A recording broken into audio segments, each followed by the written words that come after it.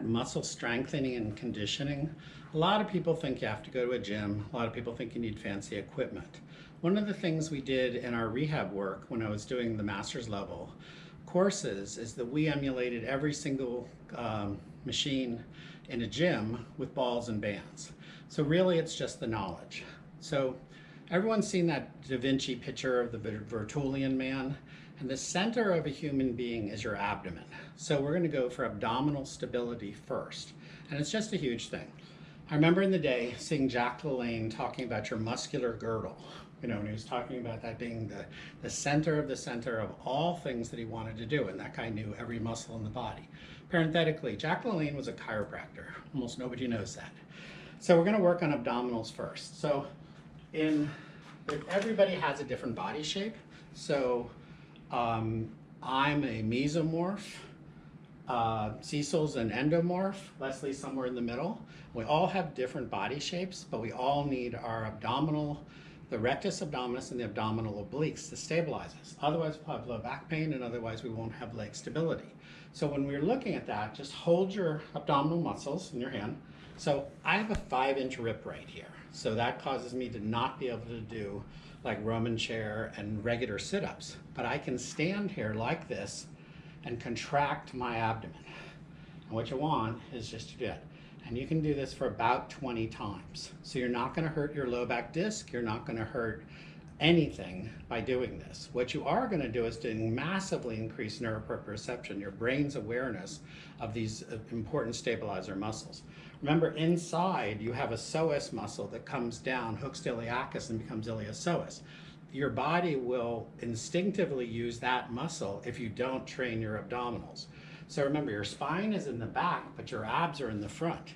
So if you get your abs going, then you're going to have a box holding things together. So you can be very, very, very strong with minimal increases in your abdominal, really the rectus abdominis and the abdominal obliques. Now, if I want to get my obliques, then I have to go oblique. So you can think of it like a Christmas tree going down and a Christmas tree going up is how the abdominal obliques. So if you go in the plane line of any muscle, then I'm going to get that. So I'm going to go into that, and you guys can do that seated. So you see, you could be in a wheelchair and do these. So you're going to now, so you have your hands on your abs, and you're just contracting to begin with, pretty powerfully. And now that you're good at that, you're going to go oblique. So go toward the end of the chair and contract as you're doing it. You see that? And you can do each side, right? And so what happens is you end up with massive levels more abdominal stability than if you hadn't done that. Continuing on in the leg route, so we're basically mostly focusing on upper abdominals with these exercises, the way we're doing them. Now we're going to do lower abdominals.